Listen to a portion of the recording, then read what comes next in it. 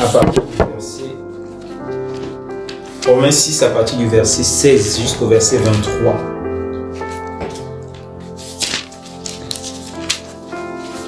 Alors si Tara peut nous faire la lecture, Romains chapitre 6 du verset 16 au verset 23. Ne savez-vous pas qu'en vous livrant à quelqu'un comme esclave pour lui obéir, vous êtes esclave de celui à qui vous obéissez, soit du péché qui conduit à la mort, soit de l'obéissance qui conduit à la justice. Mais grâce soit rendue à Dieu de ce que, après avoir été esclave du péché, vous avez obéi de cœur à la règle de doctrine dans laquelle vous avez été instruit. Ayant été affranchis du péché, vous êtes devenus esclaves de la justice. Je parle à la manière des hommes à cause de la faiblesse de votre chair. De même donc que vous avez livré vos membres comme esclaves à l'impureté, à l'iniquité, pour arriver à l'iniquité, ainsi maintenant livrez vos membres comme esclaves à la justice, pour arriver à la sainteté. Car lorsque vous étiez esclaves du péché, vous étiez libres à l'égard de la justice. Quels fruits portiez-vous alors? Des fruits dont vous rougissez aujourd'hui. Car la fin de ces choses, c'est la mort. Mais maintenant, étant affranchis du péché, devenez esclaves de Dieu, vous avez pour fruit la sainteté et pour fin la vie éternelle. Car le salaire du péché, c'est la mort, mais le don gratuit de Dieu, c'est la vie éternelle. De Jésus-Christ notre Seigneur. Amen. Amen. On doit gloire à Dieu. Amen. En fait, quand on parle de la liberté en Christ, on voit un peu. On ne peut pas parler de liberté sans parler d'abord d'esclavage. On voit un peu. Et donc, pour être libre, il faut d'abord avoir été lié quelque part. C'est pourquoi, quand Jésus a parlé aux Juifs, dans Jean chapitre 8, il a dit, si le Fils vous a franchi, non, avant de dire ça, il a d'abord dit, si vous demeurez dans ma parole, vous serez réellement mes disciples, vous connaîtrez la vérité et la vérité vous affranchira. Et les Juifs lui ont dit, pourquoi dis-tu qu'on sera affranchi? Nous n'avons jamais été esclaves de personne. Tu vois? Parce que le Seigneur a parlé de l'affranchissement, de la liberté. Tu vois? Et eux, ils ont compris, mais comment il nous parle de la liberté, de l'affranchissement, alors que nous n'avons jamais été esclaves de personne? Donc, simplement pour dire qu'on ne peut pas parler de liberté s'il n'y a pas esclavage. Vous voyez un peu. Or, le Seigneur était réellement en train de dire en fait que celui qui se livre au péché est esclave du péché. Vous voyez un peu. Donc, l'esclavage, c'était par rapport au péché que le Seigneur les parlait. Vous voyez un peu. Donc, c'est cela en fait. Donc, pour parler de liberté en Christ, il faut parler d'abord de l'esclavage. De qui étions-nous d'abord esclaves ou de qui sommes-nous esclaves? Vous voyez un peu. Voilà. Et il faut comprendre d'abord ce point capital. Et après maintenant, comprendre maintenant comment maintenant, voilà, on est libre dans le Seigneur et quoi en faire de cette liberté dans le Seigneur. Vous voyez un peu. Et donc, Romains chapitre 6 qu'on a lu là, 16 à 23, nous fait comprendre en fait que celui qui se livre à un maître pour lui obéir est esclave de celui à qui il obéit. Soit du péché qui conduit à la mort ou de l'obéissance qui conduit à la justice. Tu vois?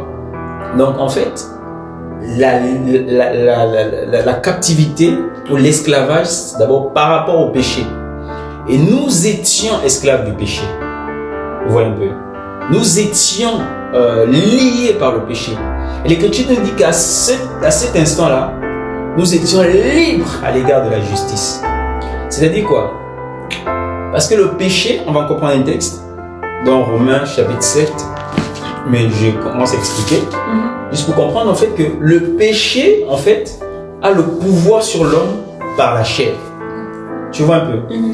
La chair, le péché est une loi dans la chair. La loi du péché se trouve dans la chair. Le péché dicte la chair. Tu vois? C'est le péché qui dit à la chair, va commettre le vol, va commettre l'adultère, va commettre la convoitise. Tu vois un peu? Et l'Écriture dit que nous étions obéissants au péché. Tu vois un peu? Et donc, la loi du péché qui était en nous, c'est par cette loi que nous marchions. Quand ça brûle en nous, c'est-à-dire que le péché est en train de parler, puisqu'on est libre à l'égard de la justice, en gros, on ne se souciait point de Dieu. J'ai envie de dire qu'on s'en foutait de Dieu. Et comprenez mon langage, parce que personne ne se moque de Dieu. Voilà.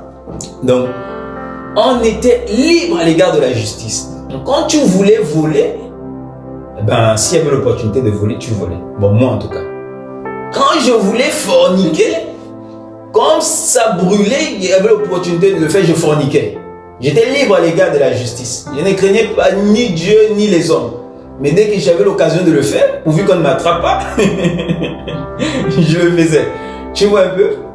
Donc, j'étais obéissant à l'égard du péché. Et j'étais libre à l'égard de la justice. Vous voyez un peu? Donc, l'obéissance, la servitude, c'était par rapport au péché. Et la liberté, c'était par rapport à la justice. Personne ne m'obligeait, fais le bien. Personne ne m'obligeait, vis dans la sanctification. Personne ne m'obligeait, dans ta vie pour ton prochain. Tu vois, j'étais libre à l'égard de cela. Tu vois un peu? Mais j'étais esclave du péché et libre à l'égard de la justice de Dieu. Vous voyez un peu? En fait, l'homme ne peut être libre, en vérité. Vous voyez un peu? Voilà, c'est pour ça que l'Écriture dit qu'après avoir obéi de cœur à la règle de doctrine, après avoir cru du cœur, parce qu'on doit croire par le cœur, c'est en croyant du cœur qu'on parvient à la justice. Vous voyez un peu? Confessant de la bouche qu'on parvient au salut. En croyant du cœur, voilà, l'Écriture nous fait savoir en fait que nous avons été affranchis, vous voyez un peu, de la loi du péché. Donc je vais prendre un texte dans Romains chapitre 7, nous pouvons encore expliquer encore un peu ça. Romains chapitre 7, à partir du verset 23, Clara, s'il te plaît. Romains 7, verset 23. Mais je vois dans mes membres une autre loi qui lutte contre la loi de mon entendement et qui me rend captif de la loi du péché qui est dans mes membres. Prends d'abord le verset 20. Non, le verset 21 au verset 24, s'il te plaît. D'accord, verset 21. Si je trouve donc en moi cette loi, c'est-à-dire quand je veux faire le bien, le mal est attaché à moi, car je prends plaisir à la loi de Dieu selon l'homme intérieur.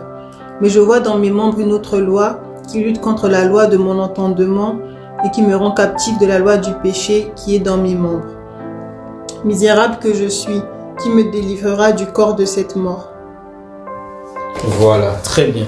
Donc, Paul, il explique ici la condition de l'esclave. Tu vois? L'esclave, le bien qu'il veut faire, là c'est l'esclave religieux. Attention. Tu vois un peu. Là, j'ai d'abord parlé de l'esclave qui n'était pas religieux. C'est-à-dire quelqu'un qui n'avait pas de loi. Tu vois? Lui, il ne cherchait pas à faire le bien. Lui, quand on lui disait fais le mal, il fait le mal. Fais le mal, il fait le mal. Fais le mal, il fait le mal. Or, Paul, il se met dans la condition de quelqu'un ici qui est sous la loi. C'est-à-dire quelqu'un qui est sous la religion. Tu vois un peu? Et quelqu'un qui peut même aller à l'assemblée du lundi au dimanche. Tu vois un peu? Mais s'il n'y a pas l'affranchissement, tu vois un peu, il faudrait pas qu'on tombe dans ce piège. Il faut vraiment que nous soyons affranchis. Et je le dis pour nous tous. Vous voyez un peu. Et remarquez, l'Écriture dit à cet homme qui était à Paul prend lui-même comment il était sous la loi. Il dit, ce qui s'est passé en lui, c'est quoi? C'est que il avait la loi de Dieu. Il veut faire le bien, mais le bien qu'il veut faire, il n'arrive pas. Il fait le mal qu'il ne veut pas faire. Tu vois un peu? Pourquoi? Parce que la puissance du péché qui était dans la chair était plus forte que la puissance, voilà, de son homme intérieur. Tu vois un peu? Voilà, donc la faiblesse qui était en lui, qui l'empêchait de mettre la loi de Dieu qu'il écoutait en pratique, c'est la puissance qu'il y avait dans la chair. C'est ce qu'on appelle la faiblesse de la chair. En fait, c'est la chair qui rendait faible. Mais comme il n'y avait aucune loi supérieure à la loi du péché qui est dans la chair, eh bien, Paul, au lieu de faire le bien qu'il voulait faire, il faisait toujours le mal qu'il ne voulait pas faire. Tu vois? Et donc, c'est la condition, en vérité, de l'homme religieux qui écoute les paroles de Dieu, bon, religieux à la manière des hommes, hein, voilà, et qui écoute les paroles de Dieu, mais qui n'est pas affranchi. Vous voyez un peu? Et de tout homme aussi qui n'est pas religieux, mais qui est livré au péché. Et là, Paul s'écrit, il a tellement essayé, il veut tellement plaire à Dieu, et il s'écrit d'un cri rempli, comment dire, de détresse, rempli comment dire, voilà, de sentiments de perdition en fait. Mais qui me délivrera du corps de cette mort? Comment dire, il est désespéré, c'est un cri de désespoir, vous voyez un peu. Et c'est cela en fait, vous voyez un peu, lorsqu'on n'est pas franchi, vous voyez un peu, on va rébelloter dans les mêmes choses. Et pourquoi? Parce qu'il n'y a pas cet affranchissement. Vous voyez un peu, d'abord là, voilà, c'est d'abord ça par rapport au péché. Donc le péché, Christ est venu vraiment pour nous affranchir du péché. Vous voyez un peu. Et l'Écriture dit, Paul dit, qui me délivrera du corps de cette mort? C'est une question. Vous voyez un peu. C'est une question qui est restée longtemps sans réponse. Depuis la création du monde, après qu'Adam eut péché. Parce que les hommes étaient dans le péché, livrés au péché, esclaves du péché, de la drogue, de l'alcool, du sexe, de la convoitise. Tu vois un peu. Voilà, de l'orgueil, de l'impiété. Esclaves. Et il y en a qui aiment Dieu, bon, aimer à la manière des hommes. Il y en a qui veulent plaire à Dieu, mais qui n'arrivent pas et qui s'écrient, mais qui me délivrera du corps de cette mort? Qui? C'est resté longtemps, sans réponse. Et là, Paul va donner, voilà la réponse, à partir du verset 25, si tu veux. Romains 7, verset 25.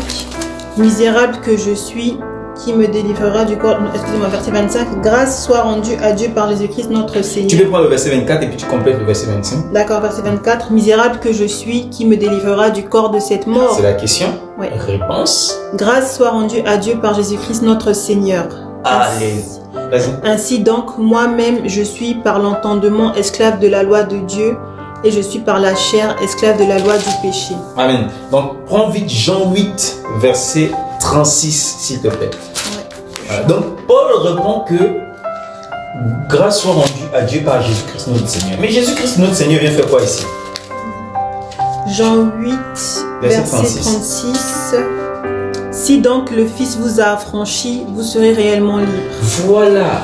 Donc, Jésus-Christ, ce qui est la réponse, c'est lui qui doit affranchir. Tu vois un peu?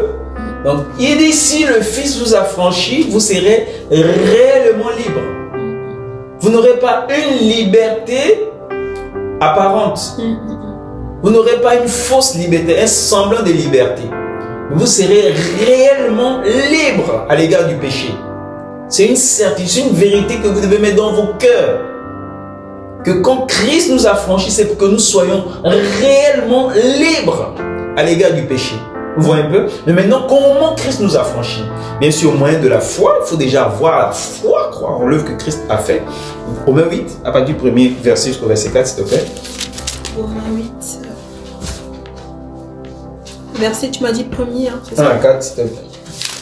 Romains 8, verset 1 à 4. Il n'y a donc maintenant aucune condamnation pour ceux qui sont en Jésus-Christ.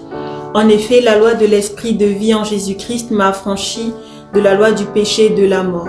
Car chose impossible à la loi, parce que la chair la rendait sans force, Dieu a condamné le péché dans la chair en envoyant à cause du péché son propre Fils dans une chair semblable à celle du péché. Et en cela, afin que la justice de la loi fût accomplie en nous, qui marchons non selon la chair, mais selon l'esprit.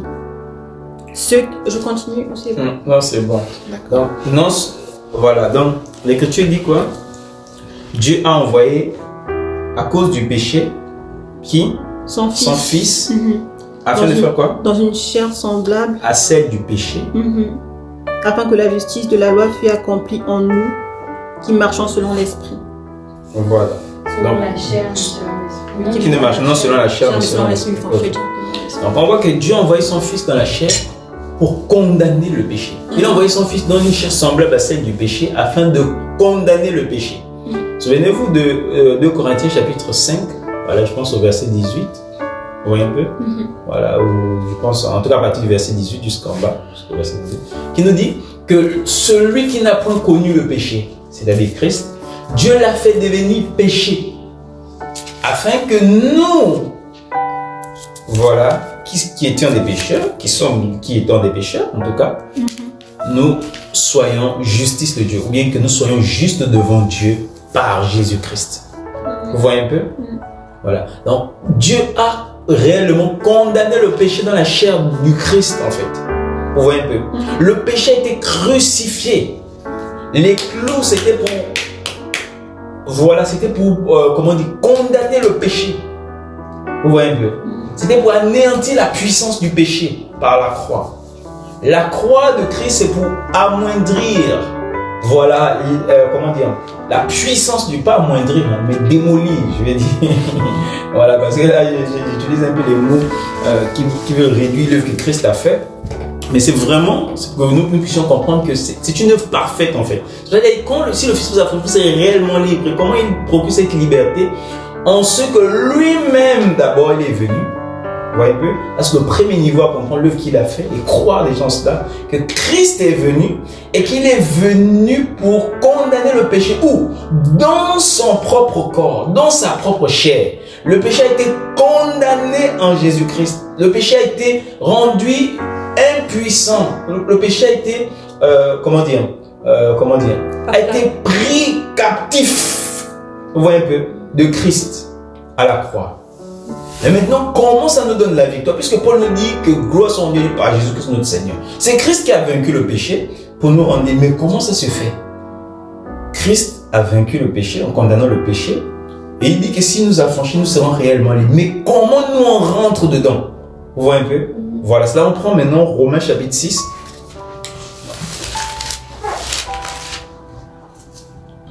À partir du verset 5.